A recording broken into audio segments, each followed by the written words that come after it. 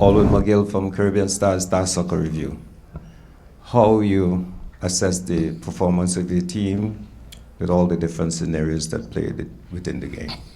Yeah, we felt that coming into the game was always going to be a tough ask in terms of what we know that Haiti was going to provide in terms of the physicality, the strengths in wide areas. I think first half we wasn't really at the races. The players have really find it difficult to get going. We couldn't get a foothold into the game, and so to speak. And I have to give Haiti a lot of credit in terms of how they played first half. But we know once they had the man sent up, the advantage was slightly in our favor, although they seem to still have a foothold in the game, and to concede like we did certainly in the pretty much, I'm not sure what minute it was in the first half. So that really sort of knocked us back a little bit. But at the end of the day, we are still in with a shout, and so we are very grateful for that as well. Next question. Hey, Coach. Rudy Segura from Bayou City Soccer. Just early goal on the second half, then you guys tied the matchup. Just what was your message to the team at halftime? Well, we know going into the second half, we had the advantage, so we needed to play a little bit more aggressively in terms of our attacking play and take responsibility and have a little bit of courage in how we play. I felt we was a little bit naive going forward. As I said, I give a lot of credit to Haiti in the first half. They really pushed us back to our goal, and we couldn't really sort of deal with the long ball. That was causing us a lot of problem.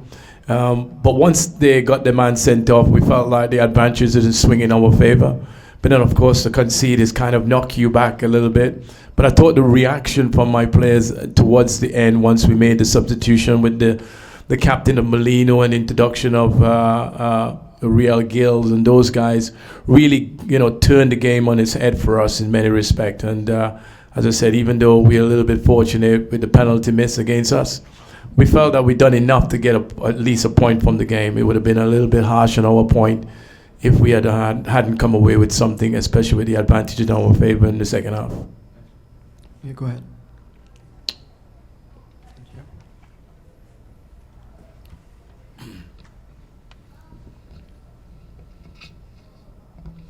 Peter Warren, Houston Chronicle.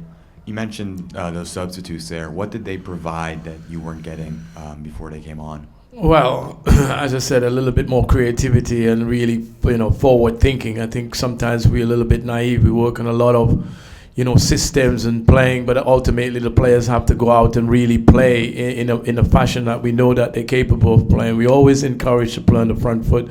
We always try to get players to be creative going forward. I felt like in the first half we wasn't creative enough. People wasn't taking on the responsibility, like they were afraid in many respects to make mistakes, and I try to get my players away from that mentality to be on the front foot, to play in a positive way, to push teamwards towards they go. But what we done, obviously, with the man advantage in our favor, you've seen a lot of players showing, a lot of players wants to get on the ball, and that's what we need from the very beginning, not when we, sort of have the advantage in our way.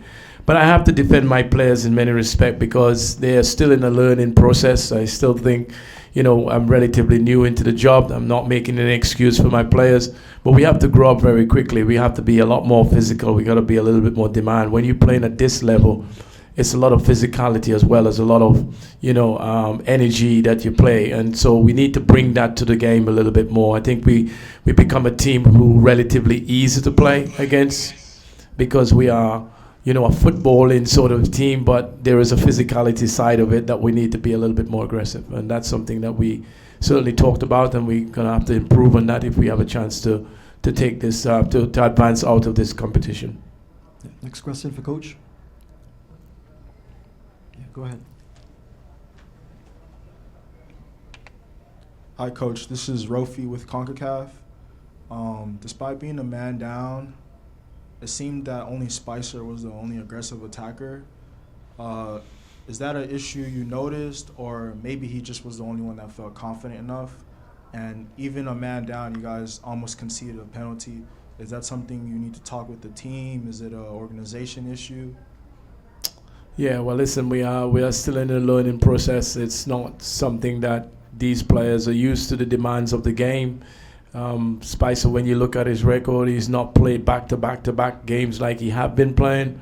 So that's something new for him and the demands of it. So, he's a terrific player. We can see that when he's really positive and play on the front foot, you see the creativity he can become. He can cause a lot of problems to defenders. I think that belief needs to be a little bit more installed in him in many respects, because he's a threat. He's a defender's nightmare, and I just think that he needs. I think those type of players need to affect the game throughout, and not in spells, in moments. So he's have a 5-minute spell, then he may go missing for a 15 or a 20-minute spell.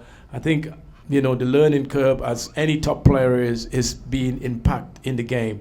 Yes, manage the game. There might be a moment where it's gone a little bit quiet, but for someone of his ability and quality and what we rely on down the left side, he should be impacting the game a lot more, in my opinion. And that's just down to a little bit more confident, a little bit more belief in his ability, because he's certainly a threat when he's in full flow. All right, we switch to the virtual forum now. Caleb Pierre, go ahead with your question. Yes. Hi, Coach. I'm Caleb Pierre from Haiti Temple. I have a question for you. After tonight's result, it looked like Trinidad won't qualify for the next round of the Gold Cup, but their World Cup qualifies in September. So I know you played for your country in 2006 as a player. So now as a coach, what's your goal for the next few months? Thank you. Okay, well, we are still in the Gold Cup competition here, and we got a big game against Saudi Arabia, all pending on the results tonight between America and Saudi. So I think that game has just started, so we'll be looking at that very carefully. We're hoping result go in our favor. So then probably going into the last game, we still have an outside chance of advancing to the next round, providing result go for us. So that's the first thing, and that's where our concentration is on. We know what's ahead of us in terms of the World Cup qualifiers in September. We have a lot of work to do between that time, but this is a competition that we are trying to get out of the group. And certainly with the result tonight, not really ideal for us, but what it does, it gives us an opportunity to try and advance, again, pending on results between Saudi and America tonight. So we'll be watching that game closely. As I said, we look forward to the World Cup campaign. We know that what group we're in and the team that we are coming up against, and we'll be preparing for that when that moment comes around. But for right now, as we speak, as we are right now, we are looking to just maintain and trying to advance out of this group. Hey everyone, thanks for watching Extra Time TV. Don't forget to like and subscribe.